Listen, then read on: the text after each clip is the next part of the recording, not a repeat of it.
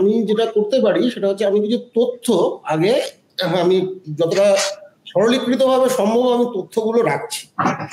এগুলো নিয়ে বিতর্ক করার কিছু নেই, এগুলো মানে সরকারি তথ্য, অধিকাংশটাই কেন্দ্রীয় সরকারের বিভিন্ন দপ্তর বা বিভিন্ন পরিসংখ্যান দপ্তরের তথ্য। তো প্রাথমিকভাবে যেটা বলার সেটা হচ্ছে আমাদের দেশের এখন মোটামুটি গ্রস ডোমেস্টিক প্রোডাক্ট লাস্ট যা এই বছরের অ্যাডভান্সড এস্টিমেট এসছে, আমাদের দেশের অর্থনীতির কারেন্ট প্রাইসে বর্তমান মূল্যে এর টোটাল সাইজ হচ্ছে ৩৫০ লক্ষ কোটি টাকা। আর মাথা পিছু আমাদের গড় আয় ভারতবাসীর হচ্ছে, এটা কিন্তু কারেন্ট প্রাইসে, হ্যাঁ, মানে এটার মধ্যে মূল্যবৃদ্ধির বিষয়টাও যুক্ত হয়ে আছে, এটা রিয়েল জিডিপি নয়, মার্কেট প্রাইস জিডিপি। তাতে মাথা পিছু আয় হচ্ছে ২ লক্ষ টাকা। সেখানে পশ্চিমবঙ্গের যে জিএসডিপি সেটা হচ্ছে ১৭ লক্ষ কোটি টাকা। অথচ আমাদের, এবং এটা কিন্তু ১৭ লক্ষ কোটি টাকা যে আমাদের জিএসডিপি, এটা আমি এক বছরের আগের এটা বলছি, ২০২৩-২৪ রাজ্যের জিএসডিপি ডেটা এক বছর ল্যাগে আসে, মোটামুটি একটা ধারণা করা যায়। এটা কিন্তু আমাদের দেশের বাকি রাজ্যগুলোর তুলনায় এটা হচ্ছে ৬ষ্ঠ বৃহত্তম হচ্ছে অর্থনীতি, যদি রাজ্যগুলোর সাইজ জিডিপি দিয়ে যদি মাপা হয়, তাহলে ৬ষ্ঠ বৃহত্তম আমরা অর্থনীতি, কিন্তু জনসংখ্যার নিরিখে আমরা কিন্তু চতুর্থ। উত্তরপ্রদেশ, মহারাষ্ট্র, বিহারের পরেই পশ্চিমবঙ্গের জনসংখ্যা, কিন্তু অর্থনীতির দিক দিয়ে আমরা ৬ষ্ঠ। তার কারণটা কি? কারণ আমাদের জনসংখ্যা অনেক বেশি। এর ফলে যেটা হচ্ছে যে আমাদের মাথা পিছু আয়, যেখানে ভারতের গড় মাথা পিছু আয় এখন ২ লক্ষ টাকার কাছাকাছি, আমাদের রাজ্যে গড় মাথা পিছু আয় হচ্ছে ১.৫ লক্ষ টাকা, মানে অনেকটা ডিফারেন্স। এবং আমি জানিয়ে রাখি যে উড়িষ্যা এবং ত্রিপুরা, যেগুলো তুলনীয় রাজ্য, এই রাজ্য দুটোও কিন্তু মাথা পিছু আয় আমাদের থেকে এগিয়ে আছে। তো এটা হলো পশ্চিমবঙ্গের একটা মোটামুটি মানে আয়, কোন অর্থনীতিতে আমরা ভারতবর্ষে কোনো এরকম জায়গায়, আমাদের থেকে আরো খারাপ জায়গায় আছে এরকম অনেক রাজ্য আছে, বিহার, ঝাড়খণ্ড, ছত্তিশগড়, মধ্যপ্রদেশ, উত্তরপ্রদেশ, এদের মাথা পিছু আয় আমাদের থেকে আরো কম, এরা আমাদের থেকে আরো গরিব রাজ্য বলা। তো মোটামুটি ভাবে পশ্চিমবঙ্গ একটা মাঝামাঝি জায়গায় আছে, এটা আগেও ছিল, এখনো আছে। সুতরাং আমি বক্তব্যের সাথে একমত যে আমাদের একটা যে ত্রাহি ত্রাহি আমাদের যে একটা আমরা মাঝে মাঝে রব তুলি যে সব শেষ হয়ে যাচ্ছে, সব ধ্বংস হয়ে যাচ্ছে, এটা কিন্তু আগেও ছিল না, এখনো নয়। আবার আমরা আমাদের অনেক রাজ্য আমাদের থেকে আগে এগিয়ে গেছে, বিশেষত শিল্প বাণিজ্যের ক্ষেত্রে।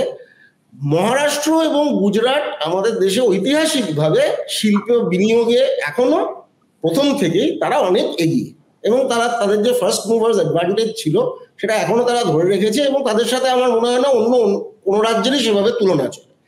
কিন্তু যে রাজ্যগুলো এসে ওভারটেক করে এগিয়ে গেছে, আমার মনে হয় তাদের কথা আমাদের বেশি করে ভাবা উচিত, যে তারা কি করতে পেরেছে যেগুলো আমরা করতে পারিনি।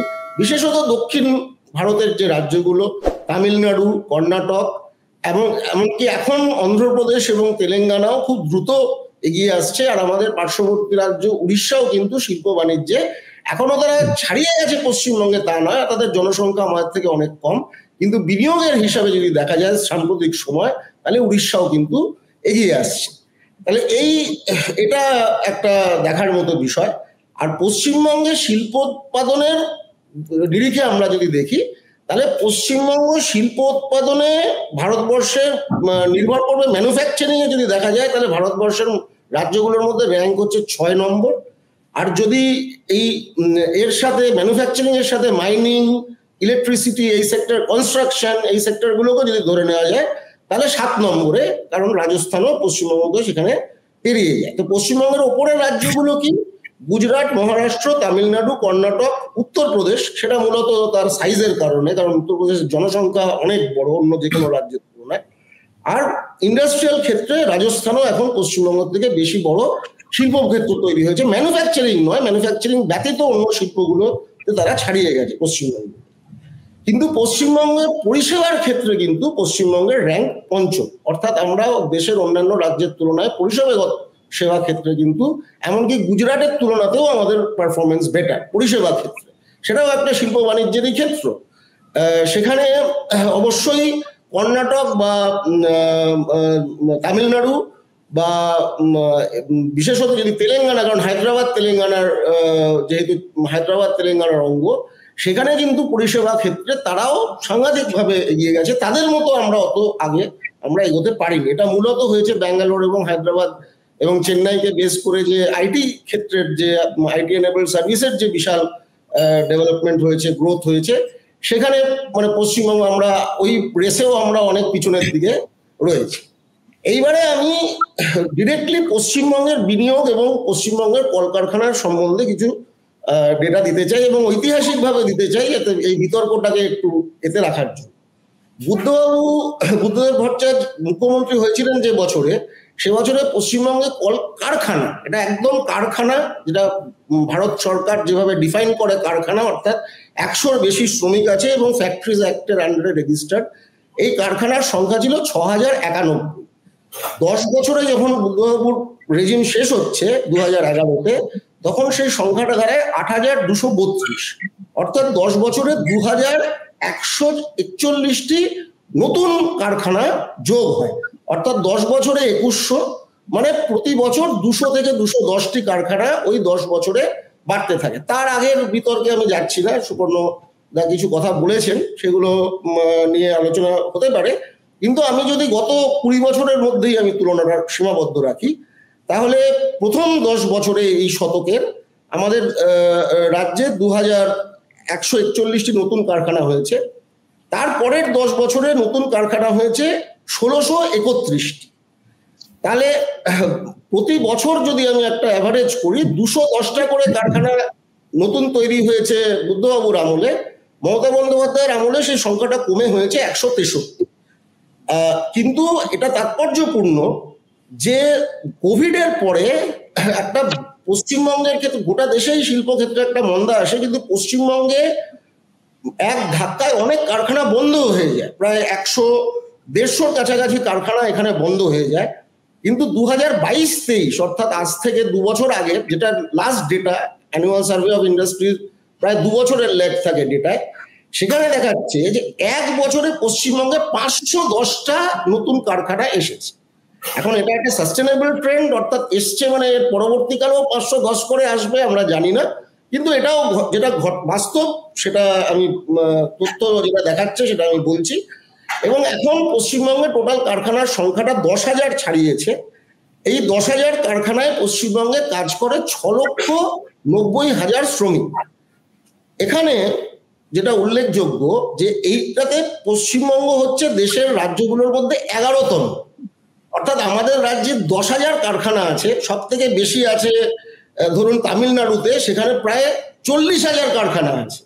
গুজরাটে 30,000 কারখানা আছে, মহারাষ্ট্রে 26,000 কারখানা আছে। আমরা 10,000-এ পৌঁছেছি, কিন্তু আমাদের ওপরে অন্ধ্রপ্রদেশ, কর্ণাটক, পাঞ্জাব, তেলেঙ্গানা, হরিয়ানা, রাজস্থান, এদের সকলের কারখানার সংখ্যা আমাদের থেকে অনেক আগে তারা বেড়ে গেছে। কিন্তু পশ্চিমবঙ্গে যেটা অর্থমন্ত্রী, আগে যিনি অর্থমন্ত্রী ছিলেন, এখন অর্থনৈতিক উপদেষ্টা অমিত মিত্র, উনি যে কথাটা প্রায় বলেন, আমার মনে হয় এটা একটা গভীরভাবে দেখার বিষয় যে মানে যেটা অসংগঠিত ক্ষেত্রের যে কারখানার কথা যদি আমরা বলি, সেখানে কিন্তু পশ্চিমবঙ্গ দ্বিতীয়। সেটা একটা আশ্চর্য বিষয় যে প্রায় 7,30,00,000 গোটা দেশে ছোট ছোট কারখানা, এগুলো ধরুন 2-3 জনের নিয়ে কারখানা চলছে বা একটা ছোট এন্টারপ্রাইজ চলছে, সেই সংখ্যাটা কিন্তু পশ্চিমবঙ্গে হচ্ছে 92 লক্ষের বেশি। এবং যেখানে 10,000 কারখানায় 6 লাখের কম লোক কাজ করে, এই 92 লক্ষ কারখানায় পশ্চিমবঙ্গে কাজ করে 1.5 কোটি মানুষ। অর্থাৎ এটা আমাদের জনসংখ্যার একটা বড় অংশকে, প্রায় বলতে পারেন 1/4 এই ছোট ছোট ছোট ছোট কারখানার মধ্যে ম্যানুফ্যাকচারিংও আছে, এর মধ্যে দোকানও আছে, সবই আছে। কিন্তু এই ধরনের এন্টারপ্রাইজের ভিত্তিতে পশ্চিমবঙ্গের কৃষি ব্যতীত যদি অকৃষি ক্ষেত্র দেখেন, এটাই পশ্চিমবঙ্গের অর্থনীতির মূল হচ্ছে চালিকা শক্তি, এটাই চালাচ্ছে, এটাই সাস্টেন করছে নন এগ্রিকালচারাল সেক্টর। এবার এখানে বড় শিল্পের ক্ষেত্রে যে প্রশ্নগুলো বা যে সমস্যাগুলোর কথা এর আগে প্রদীপ বাবু, সুব্রত বাবু বা সুপর্ণদা বললেন, সেগুলোর সাথে কোনোটার সাথেই আমার কোনো দ্বিমত নেই। আমি এখানে খালি যে তথ্যটা দিতে চাই সেটা হচ্ছে যে গত 3টে অর্থবর্ষে, গত 3 বছরে ভারতবর্ষে যত বিদেশি, কারণ এই যে বেঙ্গল গ্লোবাল সামিট হচ্ছে, এগুলো মূলত বড় বিনিয়োগ এবং সংগঠিত ক্ষেত্রে বিনিয়োগকে আকৃষ্ট করার জন্য। তো রেকর্ডটা কি? গত 3 বছরে ভারতবর্ষে যত টোটাল ফরেন ডিরেক্ট ইনভেস্টমেন্ট এসছে, পশ্চিমবঙ্গে তার মধ্যে বিনিয়োগ হয়েছে মাত্র 1% টোটাল ফরেন ডিরেক্ট ইনভেস্টমেন্টের। সেখানে মহারাষ্ট্রে হয়েছে 31%। গোটা দেশে যত বিদেশি বিনিয়োগ হয় তার 31% মহারাষ্ট্রে হচ্ছে, তার 21% কর্ণাটকে হচ্ছে, 16% গুজরাটে হচ্ছে, 13% দিল্লিতে হচ্ছে, 5% তামিলনাড়ুতে হচ্ছে, বাংলায় হচ্ছে 1%। তো এটা হচ্ছে অ্যাজ ফার অ্যাজ বিদেশি বিনিয়োগ এফডিআই ইজ কনসার্ন। আর আমাদের দেশের যেই তথ্যটা দিয়ে এটা শুরু হয়েছিল আলোচনাটা, সুপর্ণদা রেখেছিলেন, সেই সত্যটা দিয়ে আমি শেষ করব যে এখানে পশ্চিমবঙ্গে এই যে বিজনেস সামিট ইত্যাদি হচ্ছে, 2022-এর গোটা ক্যালেন্ডার বর্ষে, এটা অর্থবর্ষ নয়, জানুয়ারি থেকে ডিসেম্বর 2022 পশ্চিমবঙ্গে বিনিয়োগ হয়েছিল 4,000 কোটি টাকা, 2023-এ হয়েছিল 10,000 কোটি টাকা, আর গত বছর 7 মাসের ডেটা হয়েছে ওই 2,500 কোটি টাকার মতো, যেখানে এক একটা রাজ্যে যেমন ধরুন গুজরাটে 40,000 42,000 কোটি টাকা এক বছরে আসছে, ঝাড়খণ্ডে 12,000 কোটি টাকা এক বছরে আসছে, মহারাষ্ট্রে এক বছরে 55-56,000 কোটি টাকা আসছে। তো এই যেভাবে এই ইনভেস্টমেন্ট সামিটগুলো করা হচ্ছে পশ্চিমবঙ্গে, আমার মনে হয় it is a complete West of time and money. কোনো লাভ এতে হচ্ছে না। এবং কিভাবে বড় বিনিয়োগ, শিল্প বিনিয়োগ এখানে আনা যায়, এবার বড় শিল্প বিনিয়োগ আনার ক্ষেত্রে অনেকগুলো সমস্যা আছে। জমি একটা সমস্যা, এনক্রোচমেন্টস একটা সমস্যা, কিন্তু এটাও বুঝতে হবে যে পশ্চিমবঙ্গের মতো জনঘনত্ব যেখানে আছে, এখানে জমি অধিগ্রহণের সমস্যাটা বেশি হওয়াটাই স্বাভাবিক। এখানে ফাঁকা জায়গা জমি নেই। তাহলে কি ধরনের, আমাদের কোস্ট লাইন অনেক ছোট উড়িষ্যার তুলনায়, অন্ধ্রপ্রদেশের বা তামিলনাড়ুর তুলনায়, সুতরাং কোস্ট লাইন বড় হলে যে ধরনের এক ধরনের থাকে, সেটাও আমাদের সমস্যা আছে।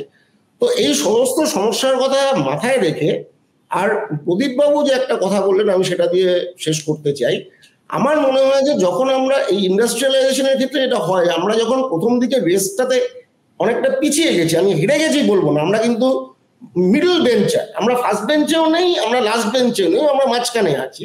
কিন্তু এরকম মাঝখানের থেকে যদি আপনাকে ফার্স্ট বেঞ্চে যেতে হয়, তাহলে যেটা করতে হবে যে আপনাকে একটা না লিপফ্রগ করার প্রয়োজনীয়তা আছে। আমরা যদি, কারণ আমাদের এখানে মেধার বিষয়টা এখানে খুব ইম্পর্টেন্ট, আমাদের খুব ভালো ভালো শিক্ষা প্রতিষ্ঠান আছে, কিন্তু সেখান থেকে বেরিয়ে সমস্ত ভালো ছাত্ররা হয় বিদেশে চলে যায় এবং অন্য রাজ্যে যেখানে বেশি মাইনের চাকরি আছে সেখানে তারা চলে যায়।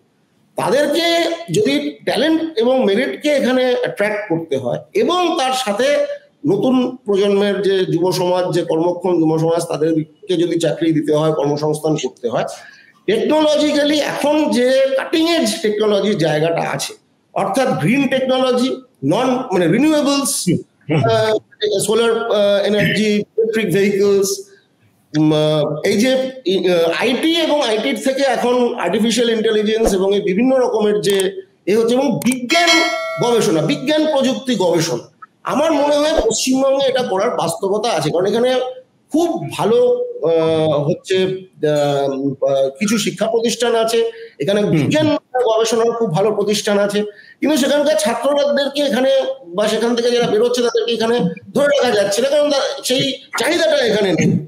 তো এই ধরনের বিনিয়োগ যদি এখানে, এই যে আইটি ইন্ডাস্ট্রিকে ডেভেলপ করা, বায়োটেকনোলজিকে ডেভেলপ করা, এই গ্রিন টেকনোলজিসকে ডেভেলপ করা, ইলেকট্রিক ভেহিকলস বা রিনিউয়েবল এনার্জি নিয়ে করা, আমার মনে হয় যে এই ধরনের ফিউচারিস্টিক টেকনোলজি এবং পশ্চিমবঙ্গের যে বাস্তবতা, যে স্ট্রেংথস, এটার একটা যথার্থ চিন্তা ভাবনার মাধ্যমে একটু সিলেক্ট ওয়েতে আমাদের বিনিয়োগ আনার চেষ্টা করা উচিত। সেটা হচ্ছে না, লোকটা কেন একটা বিজনেস ধন্যবাদ প্রসেনজিৎ খুব বিস্তারিত ভাবে এবং চমৎকার তথ্য দিয়ে বুঝিয়ে দিয়েছে আমরা কোথায় আছি। আমি প্রসেনজিতের সঙ্গে একমত, আমি প্যানেলিস্টদের কাছে যাব। আমি প্রসেনজিতের কথা সূত্র ধরে অন্য একটা প্রসঙ্গে একটু ছুঁয়ে যেতে চাই, অন্তত আমার বক্তব্যটা বলে যেতে চাই, জানি না অন্যরা কে কিভাবে নেবেন সেটাকে। এই যে বিজ্ঞান এবং প্রযুক্তির ক্ষেত্রে বিরাট সম্ভাবনার কথা পশ্চিমবঙ্গে বলা হয়, তার কারণটা তো দীর্ঘদিন ধরে বিজ্ঞান শিক্ষার যে প্রসারিত বিস্তৃত ভিত্তি আমাদের রাজ্যে ছিল, সেটা ব্রিটিশ আমল থেকে একদম চলে আসছে, ইংরেজ আমল থেকে। শিল্প বাণিজ্য যদি দীর্ঘমেয়াদী কিছু করতে হয়, তাহলে সেই ভিত্তিটাকে কিন্তু আমাদের জোরদার করতে হবে। একথা ঠিক, ইসরো যখন চন্দ্রযান অভিযান করলো, চাঁদের দক্ষিণ মেরুতে প্রথম যে ভারত বিশ্বের প্রথম যে যান নামলো, তার পিছনে যে বিজ্ঞানীরা ছিলেন তার মধ্যে একটা বড় অংশ বাঙালি। তখন আমরা তাদের সবার টিকুজি কুলুজি জেলেছি। কেউ কাকদ্বীপ থেকে এসছেন, কেউ কোচবিহার থেকে, কেউ মালদা থেকে, কেউ রামপুরহাট থেকে, কেউ কৃষ্ণনগর থেকে, কেউ সিউড়ি থেকে। আমি শিক্ষা সংক্রান্ত বহু অনুষ্ঠান করি এবং শিল্প বিষয়ে কিছুটা না জানলেও শিক্ষা বিষয়ে কিছু আমার জ্ঞানগম্যি আছে। তা থেকে বলতে পারি আজ থেকে 20 বছর পর এটা অসম্ভব হবে, কারণ পশ্চিমবঙ্গের মফস্বলে, কলকাতা শহরের বাইরে উচ্চ মাধ্যমিক স্তরে বিজ্ঞান শিক্ষা কার্যত বন্ধ হয়ে গিয়েছে, শিক্ষকের অভাবে, পরিকাঠামোর অভাবে। ও যে হিন্ডারল্যান্ড থেকে, যে ব্যাকগ্রাউন্ড থেকে আমাদের বিজ্ঞানের মেধা আসতো, সেটা সম্পূর্ণ বন্ধ হয়ে গিয়েছে। আপনার নিশ্চয়ই শিক্ষা সম্পর্কে অনেকে খবরাখবর রাখেন, এই প্যানেলিস্টদের মধ্যে অনেকে রাখেন, দর্শকরা তো রাখেনি। তো আগামী দিনে এই যে শিক্ষা মেধা আমাদের গর্ব, এটা আমাদের অ্যাসেট, এটা আগামী দিনে আর কতটা থাকবে সেটা কিন্তু আমার নিজের ব্যক্তিগতভাবে গভীর সন্দেহ আছে। যাই হোক, আপাতত আজকে আমাদের এটা একটা প্রাসঙ্গিক হলেও কেন্দ্রীয় বিষয় নয়।